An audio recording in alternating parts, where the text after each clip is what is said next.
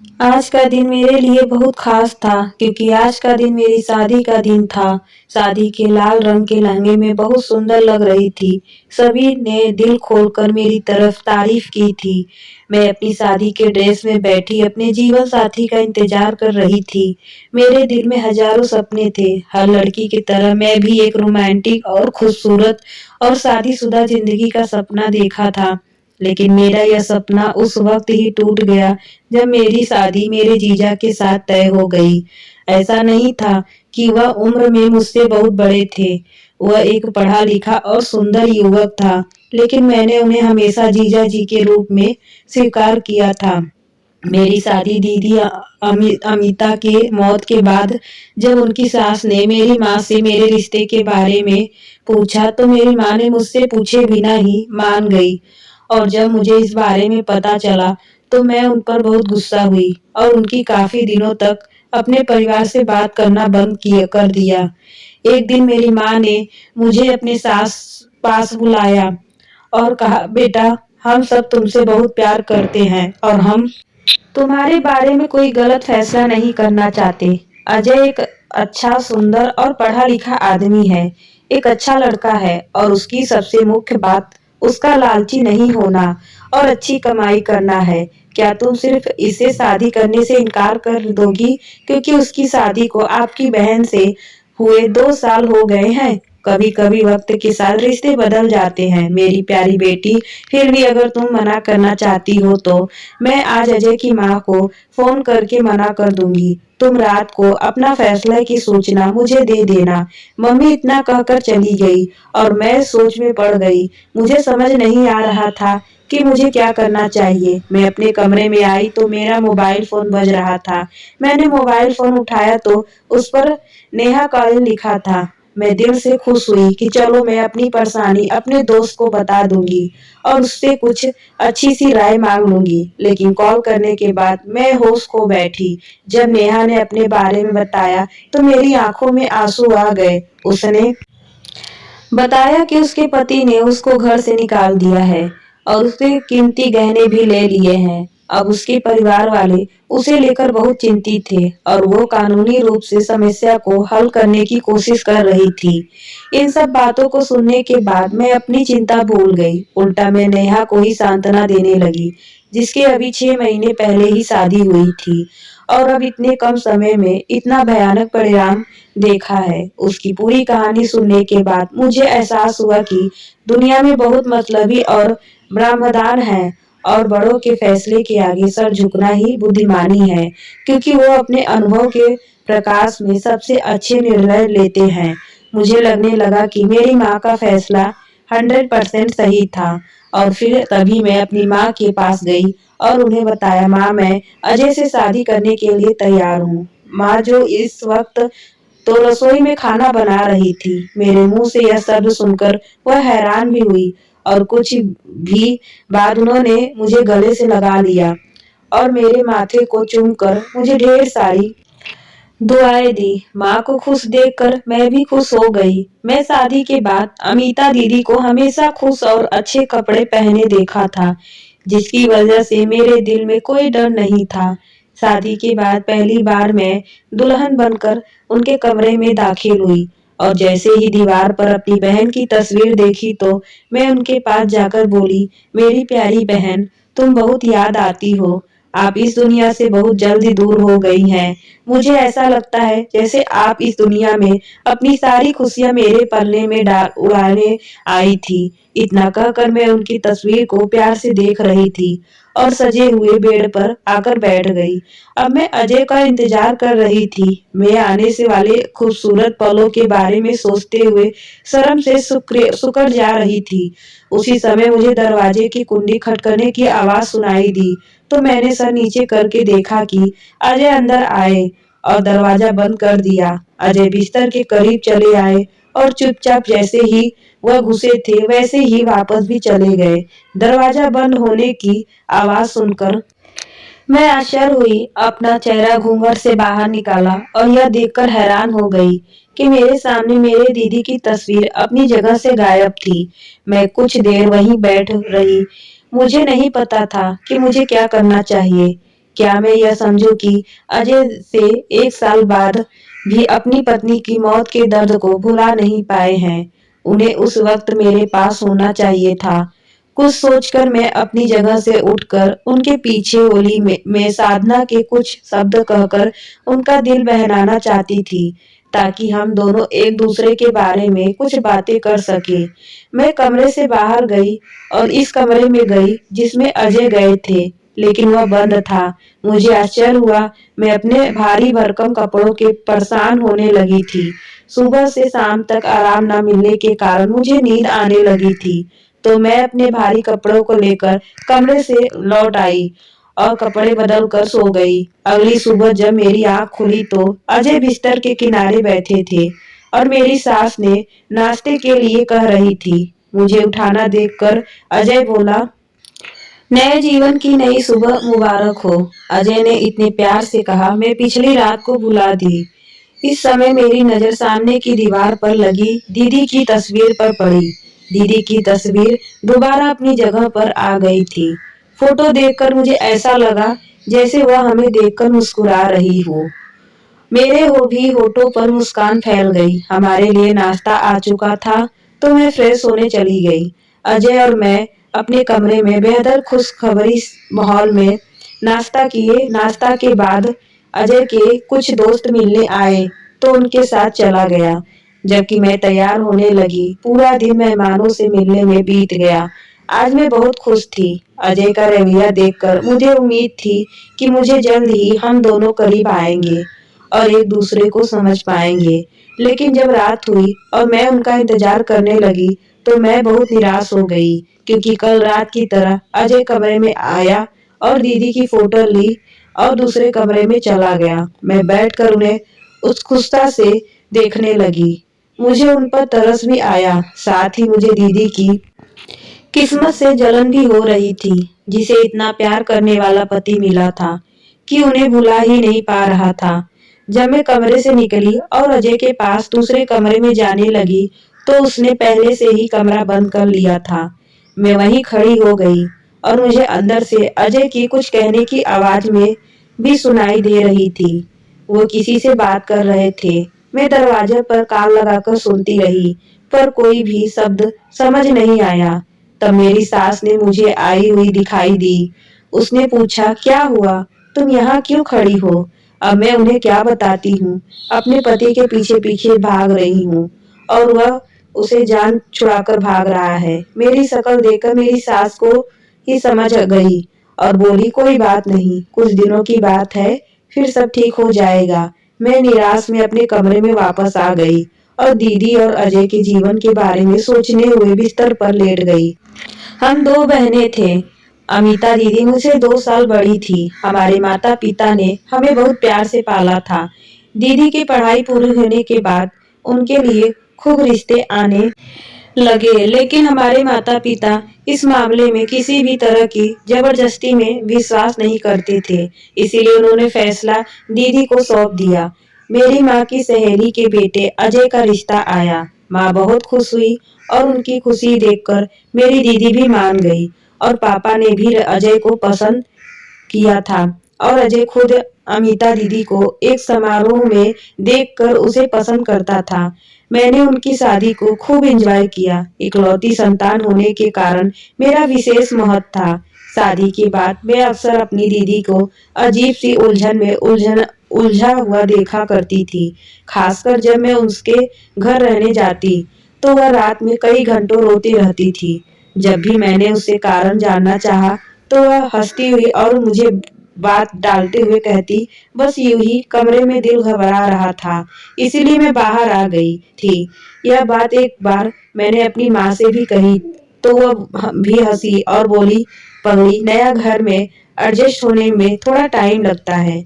जब भी दीदी हम लोगों के से मिलने आई थी, तो वह बहुत ही सजी धजी और खुश होती थी। इसीलिए मैं भी इसे अभी हमको अपने दिल से निकाल दिया था।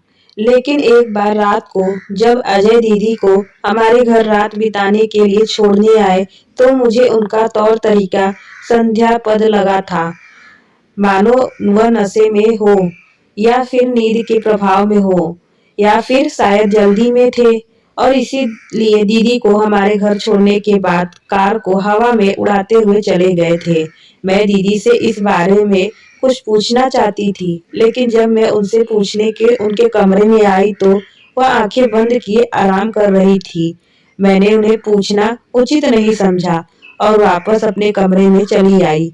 अगली सुबह मैंने यह बात दीदी को बताई तो उन्होंने कहा कि ऐसी कोई बात नहीं है, बस हमारी थोड़ी सी लड़ाई हुई है, इसीलिए भी वो अंदर नहीं आए। फिर 2 दिन बाद अजय बहुत ही उत्कंठा से दीदी को लेने आए और उनसे माफी भी मांगी। दीदी का जीवन बहुत ही अच्छा चल रहा था, लेकिन अचानक कुछ महीनों के बाद वह हम सबको रोता हुआ छोड़कर चली गई। उनकी मौत में हार्ट का दर्द हुआ, जो शायद दिल का दौरा था, जिसके कारण वह बच नहीं पाई। इस समय से बाहर निकलना हमारे लिए बहुत ही मुश्किल था, लेकिन करोड़ समय जो हर गम पर मरहम लगा देता है, उस समय बीतने के बाद हम भी जीवन में अपने अपने मामलों में लौट आए। मेरे माता पिता ने अजय से मेरी शादी इसीलिए की ताकि मैं दीदी की तरह उसके साथ खुश रह सकूं, लेकिन उसका रवैया मेरी समझ नहीं पड़ी था। दिन में तो वह ठीक रहते थे, लेकिन रात में दूसरे कमरे में दीदी की फोटो ले जाते और उससे बातें करते थे। मैं उनका दुख बांटना चाहती थी, लेकिन मुझे यह मौका अभी तक नहीं मिला था। मैंने ख्यालों में सो गई। फिर मैं बहुत ही अजीब सा सपना देखा। मैंने देखा कि अंधेरे कमरे में पहुंच रही थी। मैं अंधेरे कमरे में अपने दोनों हाथों से दीदी को छूने की कोशिश में इधर उधर घूम रही थी, लेकिन मैं दीदी को छू नहीं पा रही थी। तो मेरे सामने क्यों नहीं आ रही हो?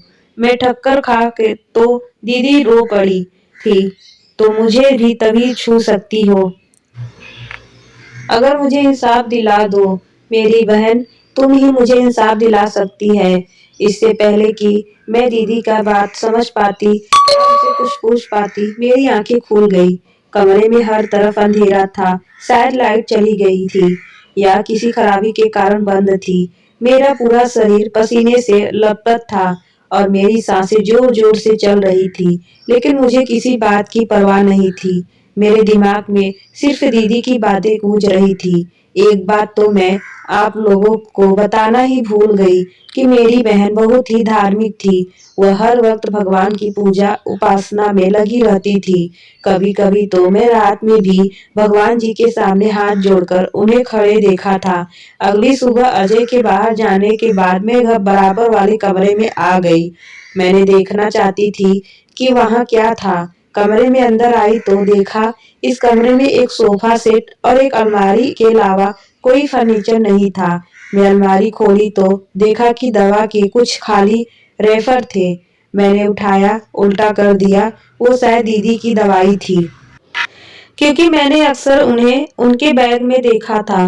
पहले तो मैंने ध्यान नहीं दिया, लेकिन ऐसा दवा का नाम पढ़कर मैं दंग रह गई। लेकिन फिर मैंने सोचा कि शायद मुझे कुछ गलतफहमी हो गई है, इसलिए मैंने वह रेफर नहीं रख दिए। अभी अलमारी बंद कर रही थी कि एक छोटा सा शॉपिंग बैग मेरे पैरों में आकर गिरा। मैंने देखा कि वह नशीली दवाई से भरा हुआ था। मैं बहुत हैरान हुई। मैंने वह बैग वहां से उठाया और चुपके से अपने कमरे में ले आई। शाम हुई तो अजय बेचैन होकर घूमने लगे, जैसे उसका कोई कीमती सामान खो गया हो। मुझे उनकी बेचैनी महसूस हुई, लेकिन मैंने उसे नजरअंदाज कर दिया, क्योंकि अगर वह ड्रग्स का इस्तेमाल कर रहे थे तो एक अच्छी पत्नी होने का नाते मुझे उसे रोकना चाहिए था। यही दवाइयां मैंने दीदी के बैग में भी देखी थी। शायद अजय की आदत को छुड़ाने के लिए वह यह नशीली दवाइयां अपने बैग में रख लेती थी। कुछ सोचकर मैं कमरे से बाहर आई। मुझे पता था कि अजय की पसंदीदा डिश कढ़ाई पनीर है, इसलिए मैंने उसे बनाने के लिए किचन में गई। क्योंकि मैंने सुना था कि आदमी के दिल का रास्ता उसके पेट से होता है, इसीलिए इस बात को फॉलो करते हुए अजय के लिए कढ़ाई पनीर बनाया। दीदी भी अजय को खुश करने के लिए उनकी पसंदीदा का डिश बनाया करती थी। यह दीदी ने ही मुझे बताया था। खाना बनाने के बाद मैं नौकरानी के साथ टेबल सेट की ओर हम लोगों को खाना खाने लगे। अजय को खाना बेहद पसंद आया था। उन्होंने डटकर खाया और मेरी तारीफ की। वह मेरी तरफ से प्यार से देखते हुए बोले, क्या तुम्हें इतना मजेदार खाना बनाने के लिए मुझे कुछ गिफ्ट देना चाहते हैं? अजय के अपेक्षित तो प्रश्न पर मैं आश्चर्य से उनकी ओर देखा। सब आज से ज्यादा उनके पूछने का तरीका निराला था। मुझे समझ नहीं आ रहा था कि मैं अपनी सास के सामने इसका जवाब कैसे दूं। सोच में चुप रही थी।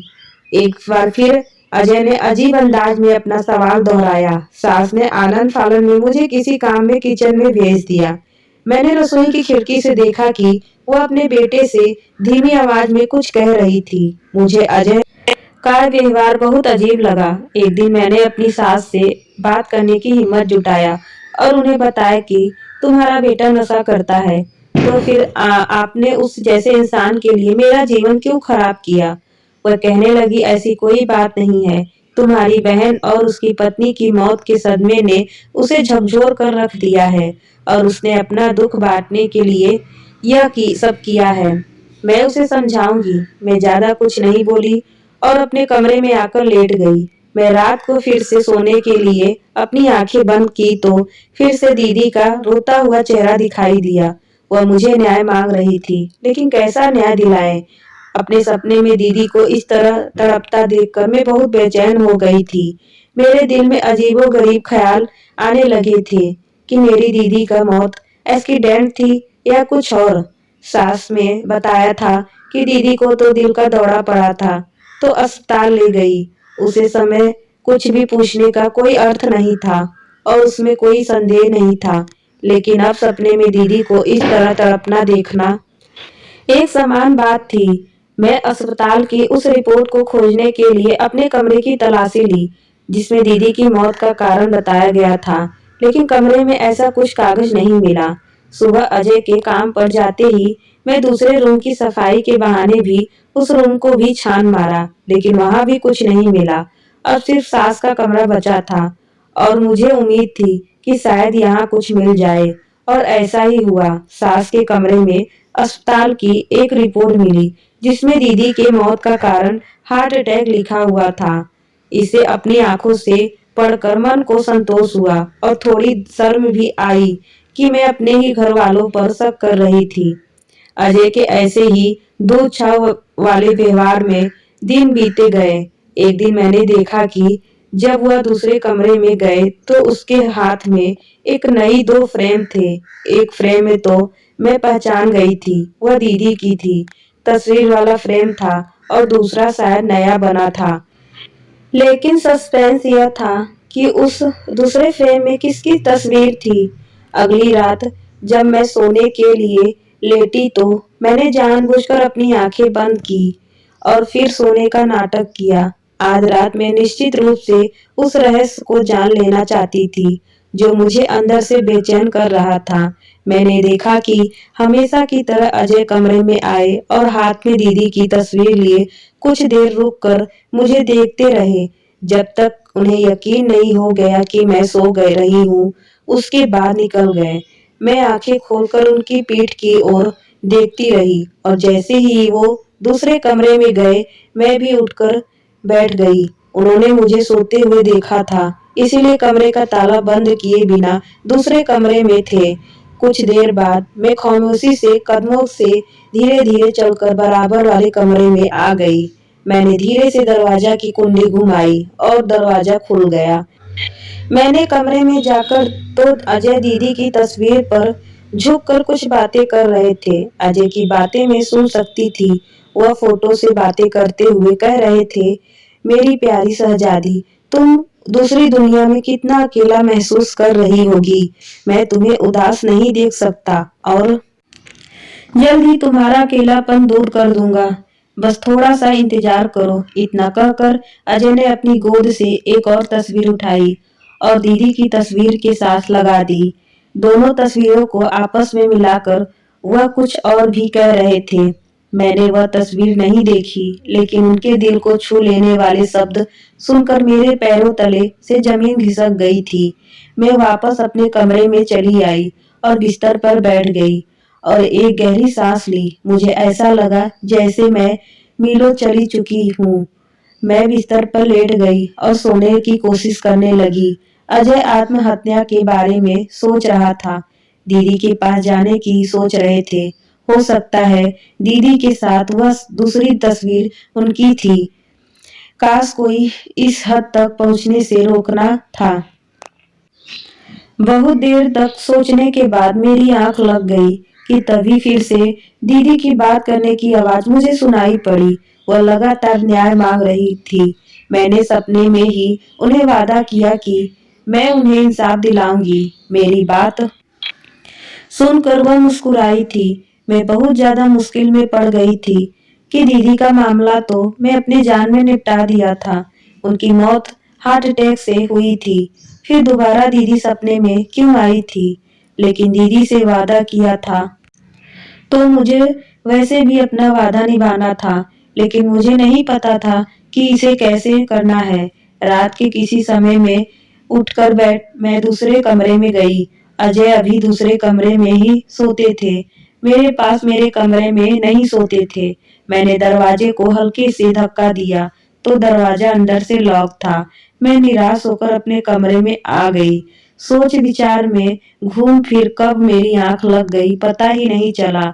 सुबह सोकर उठी तो फ्रेश होने के लिए अलमारी खोली और कपड़े निकालने और यह देखकर मैं दंग रह गई कि मेरी अलमारी से वह दवाइयां वाला बैग था। मुझे यकीन हो गया कि वह बैग अजय नहीं निकाला था। मुझे अजय को गलत रास्ते पर जाने से रोकना होगा। अजय को मरने से बचाना होगा। अजय को दीदी की यादों से निकालना पड़ेगा। यही सब सोचती हुई मैं फ्रेश होकर आई और तैयार होकर बाहर आ गई। मेरी सास ने नाश्ता बनाकर तैयार रखा था। मैं नाश्ता कर ही रही थी कि मेरी सास बोली, बेटा आरती, मेरे फोन का बैलेंस खत्म हो गया है। अपने फोन से डॉक्टर का नंबर लगा दो। सुबह से सर में दर्द हो रहा है। उसे पूछकर अपनी सास के बताए हुए नंबर को मैंने अपने फोन में डायल किया और अपनी सास की तरफ फोन बढ़ा दिया। गलती से मेरी उंगली रिकॉर्डिंग पर बटन पर लग गई और रिकॉर्डिंग शुरू हो गई। यह अनजाने में हुआ था, जानबूझकर ऐसा नहीं हुआ था। मेरी सास को बात करती हुई अपने कमरे में चली गई थी। मैं भी अपने कमरे में आ गई, यह सोचते हुए कि जब मम्मी की बात कर लेंगे तो खुद ही मुझे फोन दे देंगी। काफी देर बाद मम्मी जी फोन लेकर आई और मुझे फोन देकर वापस चली गई। फोन को चार्जिंग पर लगाकर मैं अजय के बारे में सोचने लगी। वह दीदी से कितना प्यार करते थे। दीदी की यादों को अभी भी तक भूल नहीं पाए हैं। यहाँ तक कि दीदी के पास जाने की सोचने लगे हैं। यह नहीं खुद को मारना चाहते हैं। यह सोचकर ही मैं कांप उठी थी। मेरा पूरा दिन इसी सोच विचार में निकल गया कि कैसे अजय के दिल से दीदी की यादों को निकाले, कैसे अजय के दिल में अपनी मोहब्बत पैदा करूं। लेकिन कुछ भी समझ में नहीं आ रहा था। यही सब कुछ सोचते सोचते शाम हो गई। शाम को जब अजय ऑफिस से घर आए तो उनके हाथ में एक पिज्जा का डिब्बा था। अजय कमरे में आए और बोले, आरती, यह मैं पिज्जा तुम्हारे लिए लाया हूँ। क्या तुम्हें पिज्जा पसंद है? पिज्जा मुझे बहुत पसंद था। मैं खुश होते हुए कहा, हाँ अजय, मुझे पिज्जा बहुत पसंद है। अजय के चेहरे पर एक अजीब सी मुस्कुराहट आ गई जिसे मैं समझ ना सकी। इस मुस्कुराहट के साथ बोले, अच्छा तो यह लो, खा लो। यह पिज्जा अजय ने मेरी तरफ ही था कि अब तभी बाहर से मेरी सास ने अजय को आवाज दी। अजय पिज्जा का डिब्बा मुझे देकर बोला, जल्दी से खा लो नहीं तो यह ठंडा हो जाएगा। यह कहकर अजय बाहर चले गए। मैंने सोचा क्यों ना अपना पसंदीदा सीरियल सुनते सुनते पिज्जा खाया जाए। इसी इरादे से मैंने फोन उठाया। जो एपिसोड मिस हो जाती थी मैं उसकी रिकॉर्डिंग कर लिया करती थी। मिस एपिसोड की रिकॉर्डिंग सुनने के लिए मैंने फोन में रिकॉर्डिंग खोली। सबसे ऊपर वाली रिकॉर्डिंग वही रिकॉर्डिंग थी जो मेरी सास ने डॉक्टर से बात की थी। मेरे दिमाग में ख्याल आया, मेरी सास ने इतनी देर बात क्यों की? उनके सर में दर्द हो रहा था और सिर्फ वही दवाई ही पूछने थी। फिर भला दवाई पूछने के लिए इतनी देर बात करने की क्या जरूरत थी? ना चाहते हुए भी मैंने वह रिकॉर्डिंग खोल ली और उस रिकॉर्डिंग को सुनने के बाद मेरे शरीर में जान ही नहीं रही। ऐसा लगता था जैसे मैं अभी गिर पड़ूंगी। सोचने समझने की शक्ति खो चुकी थी। मेरी सास ने डॉक्टर से कह रही थी कि डॉक्टर साहब, आपकी दी हुई दवाइयों से मेरे बेटे को कुछ फायदा नहीं हो रहा है। आपने तो कहा था उसकी दूसरी शादी करवा दो, वह ठीक हो रहा है, लेकिन वह बिल्कुल भी ठीक नहीं हो रहा। अपनी पहली पत्नी को मारने के बाद वह अपनी दूसरी पत्नी को भी मारने का योजना बनाने लगा है। मैं आपको अपना कितना पैसा दे चुकी हूँ। आप मेरे सारे के सारे पैसे वापस कर दीजिए। मेरे बेटे को बिल्कुल भी फायदा नहीं हुआ है। मेरी सास की बात सुनकर डॉक्टर जोर से हंसा था और बोला, देखिए, आपका बेटा दिमागी मरीज है, उसे फायदा होने में थोड़ा टाइम लगेगा। रही बात तो पैसों की, तो मैं आपको एक पैसा भी नहीं दूंगा। आपके कहने से ही मैं आपकी पहली बहू को नकली रिपोर्ट बनाई थी कि उसकी मौत हार्ट अटैक से हुई है। अगर मैं आपके बेटे की और आपकी काली करतूत पुलिस में जाकर बता दी तो जिंदगी भर जेल की हवा खाते रहना। कल आ जाना, मेरे पास दवाइयाँ बदल दूंगा। धीरे धीरे आपके बेटे को फायदा होने लगेगा। और हाँ, मेरी फीस जरूर लेते आना। इतना कहकर फोन काट दिया था। मैं वहीं सत्य की हालत में बैठी हुई थी। इसका मतलब मेरी दीदी की मौत हार्ट अटैक से नहीं हुई थी। मेरी दीदी को तो मारा गया था, बेमौत के घाट उतारा गया था। तभी तो मेरी दीदी मेरे सपने में आती थी और मुझे इंसाफ की भीख मांगती थी। अपनी दीदी को याद करके मैं फूट फूट कर रोने लगी। जरा कुछ होश आया तो मैं सबसे पहले उठकर अपने कमरे का दरवाजा बंद किया। मैं समझ चुकी थी कि अजय इस पिज्जा को खिलाकर मुझे मारना चाहता है। जरूर पिज्जा में कुछ मिलाया गया है। मैंने पिज्जा का डिब्बा एक तरफ को रख दिया और जल्दी से अपने पापा को फोन लगाया। फोन पर मैंने पापा को सब कुछ बता दिया। पापा को तो मेरी बातों पर यकीन ही नहीं हो रहा था, लेकिन फिर उन्हें यकीन करना ही पड़ा। पापा ने कहा, तुम घबराओ मत बेटा, जल्दी से जल्दी पुलिस को फोन करो, मैं अभी वहां पर पहुंचता हूँ। मैं जल्दी से पुलिस को फोन किया और अपने घर को एड्रेस बता दिया। थोड़ी देर में ही पुलिस में हमारे घर पर पहुंच चुकी थी। उधर अजय जो समझ रहा था कि पिज्जा खाकर अब तक मैं मर चुकी होगी, इस खुशी में हॉल में रह रहा था। लेकिन पुलिस पर नजर पड़ते ही उसके होश उड़ गए। पुलिस ने आते ही मेरी सास और अजय को अरेस्ट कर लिया। मेरी सास और अजय सफाइयां देते रहे कि वह बेकसूर हैं, लेकिन मेरे फोन में मेरी सास और डॉक्टर की रिकॉर्डिंग कर रही थी। उन्हें गुनाहगार साबित करने के लिए काफी थी। घर से अपनी दीदी की यादों को समेटकर मैं अपने घर को वापस के लिए अपनी मम्मी पापा के घर आ गई। दीदी को तस्वीर को जब हाथ में लिया था तो ऐसा लग रहा था कि जैसे दीदी मुस्कुरा रही हो अपने आप को इंसाफ मिलने पर और मुझे उस डंडे से बचा जाने पर।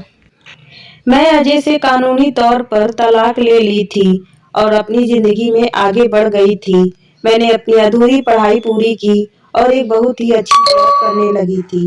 मेरे मम्मी पापा ने मुझे खुले दिल से अपनाया था। उन्होंने लोगों की परवाह नहीं की थी कि एक तलाकशुदा बेटी को कब तक घर पर बैठ कर रखोगे। ना जाने कितनी ही ऐसी बातें बनी थी, लेकिन मम्मी पापा ने किसी की नहीं सुनी।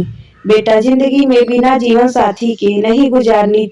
अगर तुम्हें लगे कि कोई ऐसा है जिसके साथ तुम अपनी जिंदगी गुजारना चाहती हो तो बेझिझक हमें बता देना, लेकिन हम अपनी तरफ से तुम पर कोई दबाव नहीं डालेंगे। मम्मी पापा की बात सुनकर मैं मुस्कुरा दी थी। एक ऐसी मुस्कुराहट थी, मुझे नहीं लगता कि अब मेरी जिंदगी में कोई ऐसा आएगा जिस पर मैं विश्वास कर सकूंगी। लेकिन अगर मेरी किस्मत में सच्चा प्यार होगा तो भगवान उसे मेरे पास जरूर भेजेंगे। इस बारे में आपकी क्या राय है? मुझे आप जीवन में सच्चा प्यार नसीब होगा या नहीं? अपनी राय कमेंट बॉक्स में जरूर बताना। कहानी पसंद आई हो तो प्लीज लाइक करना। ऐसे और कहानियों के लिए हमारे चैनल को भी सब्सक्राइब करना। कहानी को अंत तक सुनने के लिए आप लोगों का बहुत बहुत धन्यवाद। दोस्तों, मिलते हैं अगले किसी नई कहानी में।